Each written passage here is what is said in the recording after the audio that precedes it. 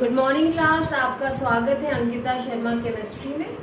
आज हम लोग डिफरेंस पढ़ने जा रहे हैं, सब्स्टिट्यूशन और एलिमिनेशन रिएक्शन। इसको आप सब्स्टिट्यूशन वर्सेस एलिमिनेशन भी कह सकते हैं। इससे मैं पहले चाहूँगी कि मैंने जो दो वीडियोस बनाए हैं सब्स्टिट्यूशन रिएक्शन पे और एलिमिनेशन रिएक्शन पे, वो आप देख लें और फिर ये वीडियो देख लें।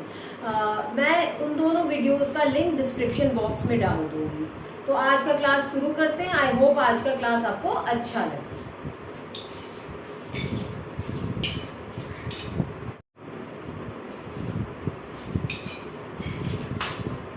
तो जैसा कि हम लोगों ने पिछले क्लास में देखा था कि अगर हम कोई टर्शरी ब्यूटाइल हैलाइड लेते हैं या कोई भी टर्शरी अल्काइल हैलाइड लेते हैं तो उसमें SN1 मैकेनिज्म फेवरेबल होता है। और उसमें हम लोगों ने क्या जाना था कि SN1 रिएक्शन जो होता है वो न्यूक्लियोफाइल के कॉन्सेंट्रेशन से इंडिपेंडेंट होता है, यानी इससे फर्क नहीं पड़ता कि आपका न्यूक्लियोफाइल वीक है या स्ट्रॉन्ग है।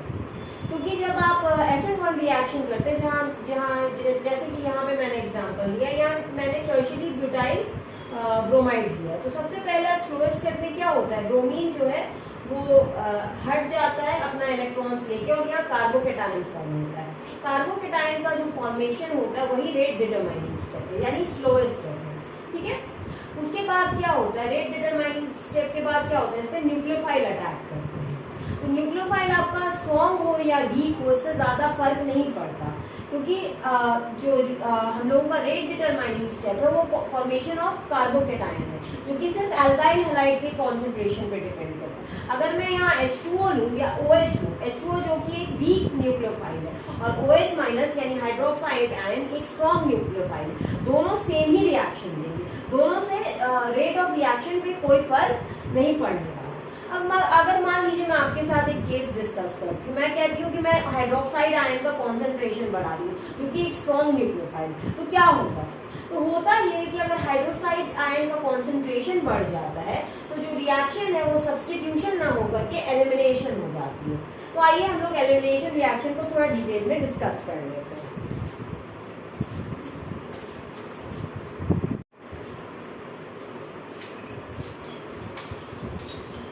तो जैसा कि हम लोगों ने पिछले रिएक्शन में देखा, जब हम लोगों ने टर्शरी ब्यूटाइल हैलाइड लिया था तो रेट डिटरमाइनिंग स्टेप में क्या हो रहा था, कार्बोकेटाइन बन रहा था, राइट।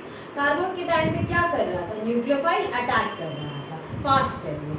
और हम लोगों ने उस रिएक्शन से क्या जाना कि टर्शरी ब्यूटाइल हैलाइड जब सब्स्टिट्यूशन रिएक्शन के थ्रू जाता है तो न्यूक्लियोफाइल के वीक या फिर स्ट्रॉन्ग होने पे डिपेंड नहीं करता। कोई भी न्यूक्लियोफाइल हो, वाटर हो जो कि एक वीक न्यूक्लियोफाइल है, या फिर OH माइनस हो जो कि स्ट्रॉन्ग न्यूक्लियोफाइल है, उसके कॉन्सेंट्रेशन या फिर उसके अमाउंट पे या फिर स्ट्रॉन्ग या वीक पे डिपेंड नहीं करता। और उस रिएक्शन में हम लोगों ने क्या देखा था कि अटैक कार्बोकेटाइन पे हो रहा है। यहाँ पे आप बता रहे हैं कि जब दूसरी चीज हम लोगों ने क्या जानी थी कि जब हम लोग कॉन्सेंट्रेशन ऑफ OH माइनस बढ़ाते हैं, तो अगर कॉन्सेंट्रेशन ऑफ OH माइनस आप बढ़ाते हैं तो सब्स्टिट्यूशन रिएक्शन ना होकर के एलिमिनेशन रिएक्शन होता है। अब दोनों में फर्क क्या है, सब्स्टिट्यूशन रिएक्शन जब हुआ तो कार्बोकेटाइन पे अटैक हो रहा था, राइट। लेकिन जब एलिमिनेशन रिएक्शन हो रहा है तो जो हाइड्रोक्साइड आयन है वो न्यूक्लियोफाइल की तरह एक्ट नहीं कर रहा है बल्कि बेस की तरह एक्ट कर रहा है। अब न्यूक्लियोफाइल और बेस में क्या अंतर है, न्यूक्लियोफाइल जो है वो हमेशा किसी इलेक्ट्रोफाइल पे अटैक करेगा। आप जैसे कि आपने पिछले रिएक्शन में देखा कार्बोकेटाइन पे, अब कोई जरूरी नहीं है कि कार्बोकेटाइन पे किसी भी चीज पे जिस पे पॉजिटिव चार्ज हो या सब्स्टिट्यूशन पॉसिबल हो डबल बॉन्ड का, वहाँ पे आप इन जनरल यही जानिए कि अगर पॉजिटिव चार्ज है तो वहाँ पे क्या होगा, न्यूक्लियोफाइल का अटैक होगा। लेकिन आप जब कॉन्सेंट्रेशन ऑफ OH माइनस बढ़ा रहे हैं तो न्यूक्लियोफाइल की तरह एक्ट नहीं कर रहा, बेस की तरह एक्ट कर रहा है। तो हाइड्रोक्साइड आयन क्या कर रहा है, बेस की तरह एक्ट कर रहा है और इस प्रोटॉन को एब्स्ट्रैक्ट कर रहा है। उसके बाद क्या हुआ, ये जो इलेक्ट्रॉन्स है इस बॉन्ड पे शिफ्ट कर गए और चूंकि Br माइनस एक अच्छा लीविंग ग्रुप है इसलिए निकल गया। तो इससे हम लोगों ने एक चीज जाना कि यहाँ पे जो आप प्रोटॉन देख रहे हैं वो एसिडिक नहीं है, तब भी निकल जा रहा है। इसका रीजन क्या होगा, इसका रीजन ये है कि ब्रोमीन एक अच्छा लीविंग ग्रुप है।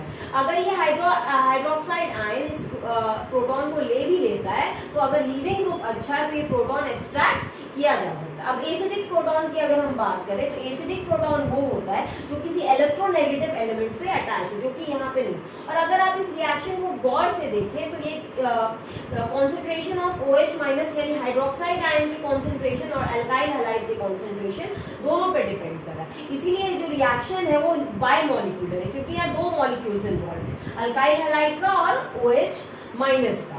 इसलिए रेट ऑफ रिएक्शन जो होता है वो 2 हो जाता है, क्योंकि टर्शियरी ब्यूटाइल ब्रोमाइड के कॉन्सेंट्रेशन पे डिपेंड कर रहा है और हाइड्रोक्साइड आयन के कॉन्सेंट्रेशन। तो इससे हम लोगों ने क्या जाना कि अगर हम किसी स्ट्रॉन्ग बेस का कॉन्सेंट्रेशन बढ़ा देते हैं रिएक्शन में तो वहाँ सब्स्टिट्यूशन ना हो करके एलिमिनेशन रिएक्शन होता है। यहाँ पे जो मैकेनिज्म फॉलो हो रहा है वो E2 है, आप ये लिख लें।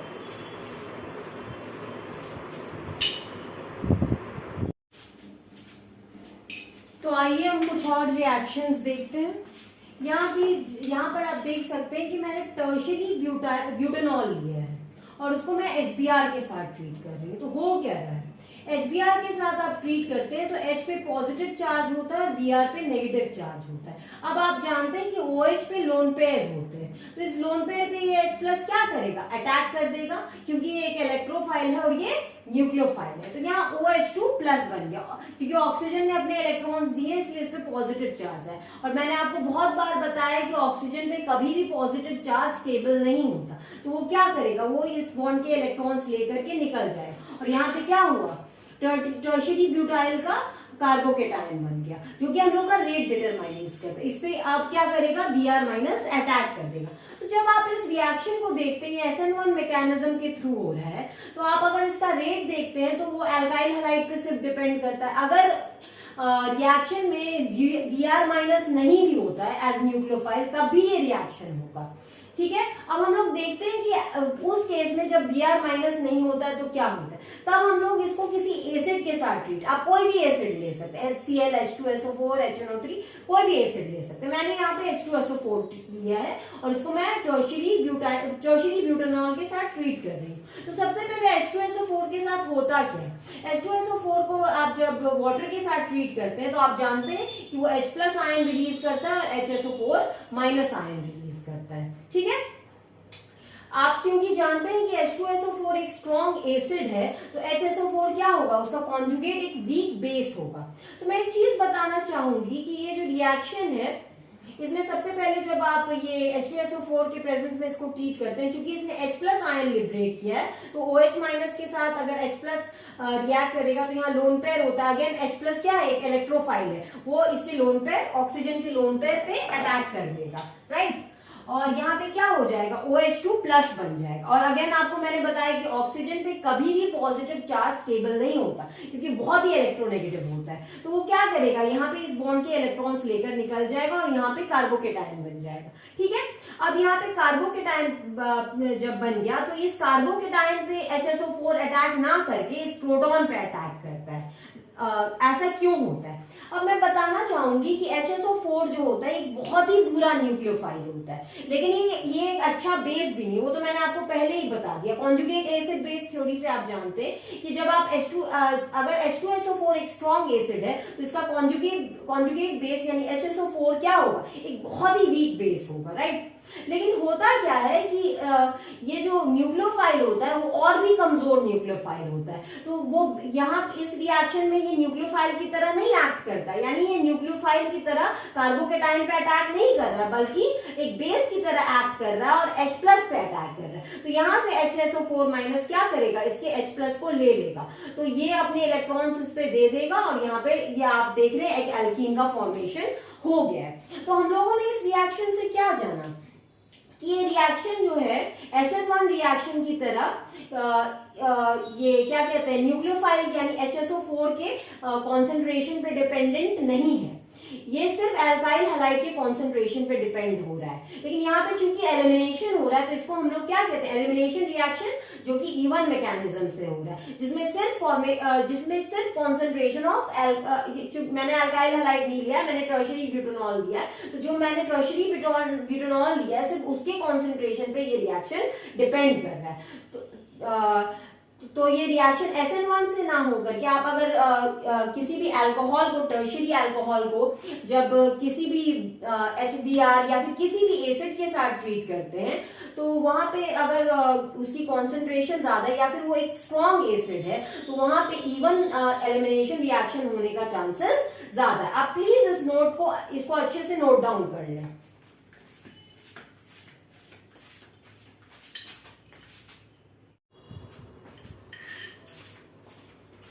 तो आइए जानते हैं कि न्यूक्लियोफाइल हम लोगों का एलिमिनेशन वर्सेस सब्स्टिट्यूशन को कैसे अफेक्ट करता है।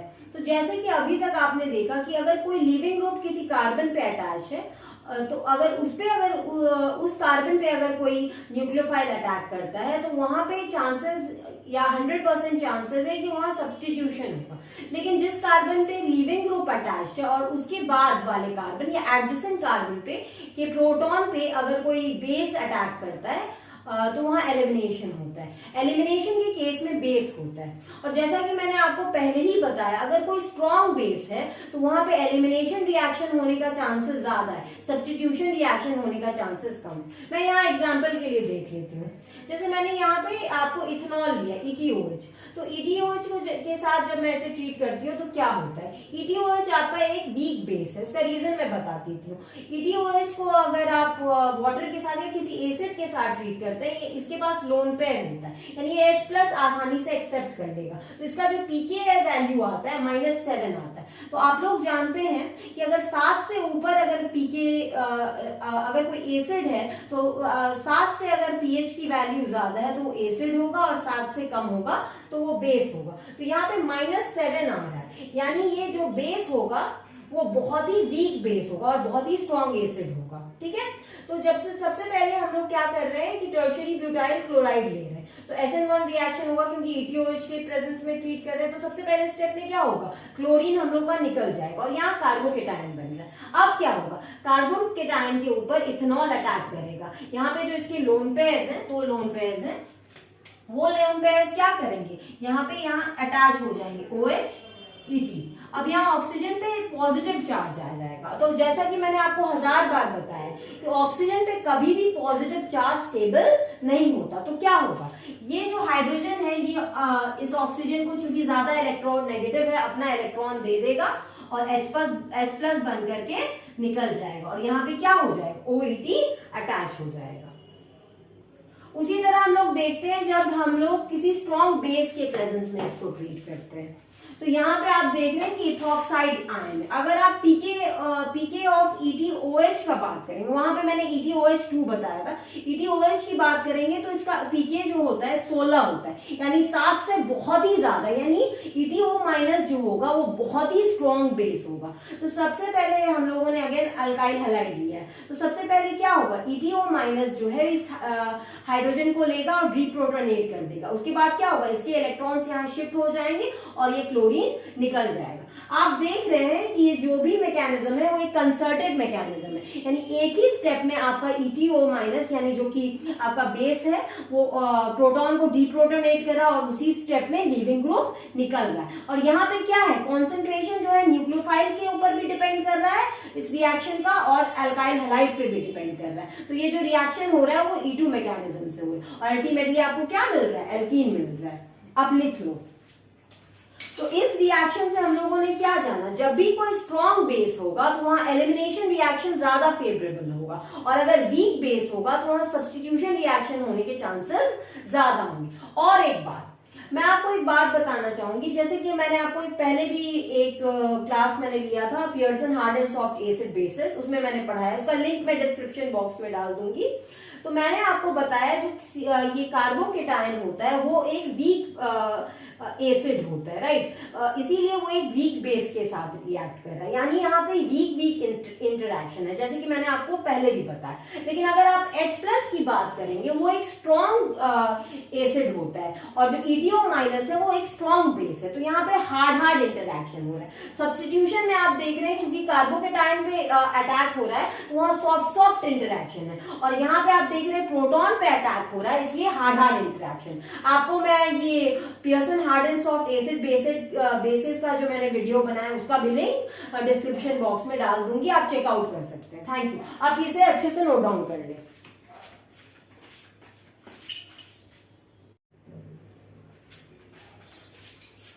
आइए तो देखते हैं न्यूक्लियोफाइल के साइज पे सब्स्टिट्यूशन या एलिमिनेशन रिएक्शन कैसे इफेक्ट होती है। तो जैसा कि आपने SN2 रिएक्शन में देखा है कि न्यूक्लियोफाइल का बैक साइड अटैक होता है, यानी अगर कोई न्यूक्लियोफाइल अटैक करता है तो उसको एल्काइल ग्रुप से गुजर के जाना पड़ता है, यानी नीचे से अटैक करना पड़ता है। यानी अगर एल्काइल ग्रुप बहुत बल्की है और अगर न्यूक्लियोफाइल बल्की है तो उसका अटैक या फिर वहां सब्स्टिट्यूशन रिएक्शन होना पॉसिबल नहीं है। अगर आप टर्शियरी, लेकिन अगर आप प्राइमरी एल्काइल हैलाइड की भी बात करते हैं तो उससे एक एल्काइल ग्रुप अटैच्ड है, और अगर उससे कोई बल्कि न्यूक्लियोफाइल उस पर अटैक करेगा तो उसको बहुत दिक्कत होगी। तो हम लोगों ने इससे क्या जाना कि अगर कोई बेसिक बल्कि न्यूक्लियोफाइल है तो वहां पे एलिमिनेशन रिएक्शन होने का ज्यादा चांसेस है और सब्स्टिट्यूशन रिएक्शन होने का चांसेस कम है। जैसे कि आप यहाँ पे देख रहे हैं, मैंने एक आपका बेस लिया है जो कि KOH है, जो कि एक स्मॉल न्यूक्लियोफाइल है, यहाँ OH माइनस है जो कि स्मॉल न्यूक्लियोफाइल। OH माइनस क्या करेगा, SN2 मैकेनिज्म यहाँ फॉलो हो रहा है, इस कार्बन पे अटैक करेगा जिससे ये लीविंग ग्रुप ब्रोमीन अटैच है। तो यहाँ पे क्या हो रहा है, ब्रोमीन ये OH माइनस इस कार्बन पे अटैक कर रहा है और Br जो है निकल रहा है। ठीक है, तो क्या होगा यहाँ पे आपका ये कॉरेस्पॉन्डिंग अल्कोहल बन जाएगा। लेकिन अगर आप बात करते हैं किसी बल्कि बेस की तो वहां पे सब्स्टिट्यूशन रिएक्शन उतना फेवरेबल नहीं होता, एलिमिनेशन ज्यादा फेवरेबल होता है, क्योंकि जो उसके हाइड्रोजन आयंस है वो ज्यादा एक्सपोज्ड है, उसको आसानी से हम लोग उस पर अटैक कर सकते हैं। जैसे आप इसके केस में देख रहे हैं, अगर मैंने सेम ही एल्काइल ब्रोमाइड लिया है, यहाँ पे मैंने पोटेशियम ब्यूटाइल ऑक्साइड लिया, या फिर आप पोटेशियम रहने दें, ब्यूटाइल ऑक्साइड की बात करें तो ब्यूटाइल ऑक्साइड क्या करता है, इस प्रोटॉन को ले लेता है, इसको डीप्रोटोनेट करता है, तो इसके इलेक्ट्रॉन्स क्या होते हैं, यहाँ शिफ्ट हो जाते हैं और Br माइनस निकल जाता है और यहाँ पे कॉरेस्पॉन्डिंग एल्कीन बन जाता है।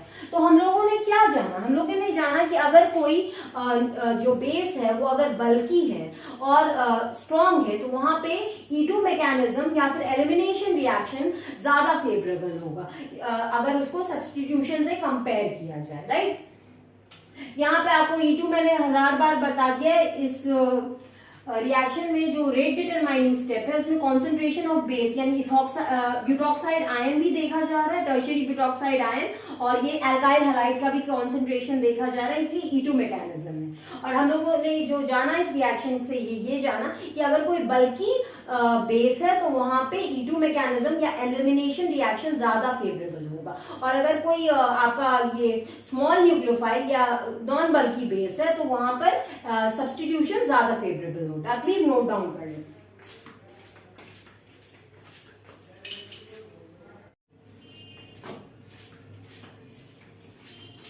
आइए हम लोग टेम्परेचर का इफेक्ट देखते हैं एलिमिनेशन और सब्स्टिट्यूशन रिएक्शन पे।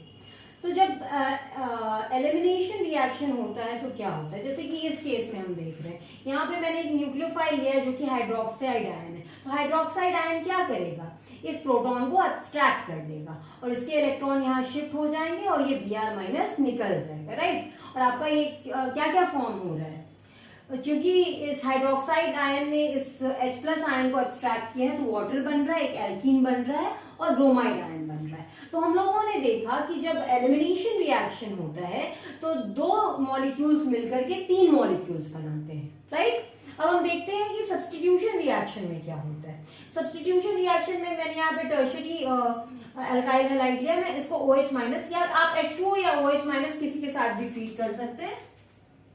उसके साथ ट्रीट करने में पहला स्टेप क्या होगा, फॉर्मेशन ऑफ कार्बोकेटायन होगा, उसके बाद क्या होगा, अटैक ऑफ न्यूक्लियोफाइल। तो यहाँ पे देख रहे हैं कि 2 मॉलिक्यूल्स 2 नए मॉलिक्यूल्स को दे रहा है।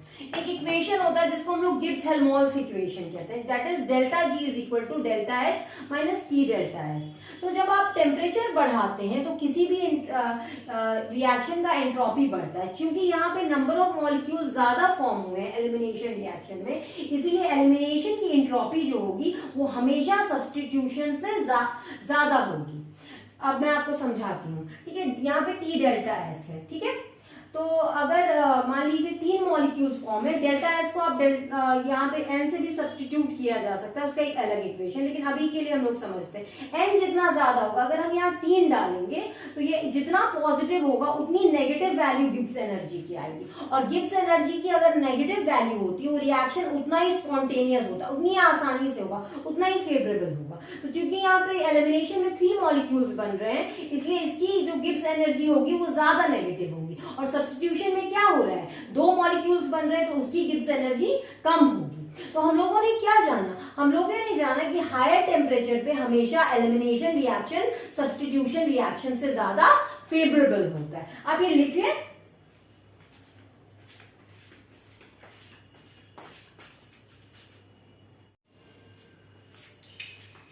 तो आइए सम अप करते हैं, आज की क्लास में हम लोगों ने क्या सीखा। जो पहला पॉइंट हम लोगों ने सीखा सब्स्टिट्यूशन वर्सेस एलिमिनेशन में, वो ये कि अगर कोई स्ट्रॉन्ग बेस है तो वहां पे एलिमिनेशन रिएक्शन होने का चांसेस ज्यादा है कंपेयर टू सब्स्टिट्यूशन रिएक्शन। दूसरी चीज हम लोगों ने जानी कि अगर कोई बल्की बेस है, बल्की और स्ट्रॉन्ग बेस है, तो वहां पे एलिमिनेशन रिएक्शन ज्यादा फेवरेबल होगा कंपेयर टू सब्स्टिट्यूशन रिएक्शन। और तीसरी चीज हम लोगों ने क्या जानी कि अगर हाई टेम्परेचर है तो वहां एलिमिनेशन रिएक्शन होने के चांसेस ज्यादा है, या एलिमिनेशन रिएक्शन ही होगा compare to substitution reaction. I hope आज का क्लास आपको अच्छा लगा हो। आप प्लीज मेरे चैनल को लाइक शेयर और सब्सक्राइब कीजिए। इस वीडियो से रिलेटेड जितने भी वीडियोस हैं वो मैं डिस्क्रिप्शन बॉक्स में डाल दूंगी, और नेक्स्ट क्लास से हम लोग इनऑर्गेनिक पढ़ने वाले, इनऑर्गेनिक केमिस्ट्री, जिसमें मैं आपको कुछ उसके 5-6 वीडियोज आएंगे जो कि अपकमिंग क्लासेस में आपको मिल जाएंगे। आई होप आपका आज का क्लास अच्छा लगा हो। Thank you.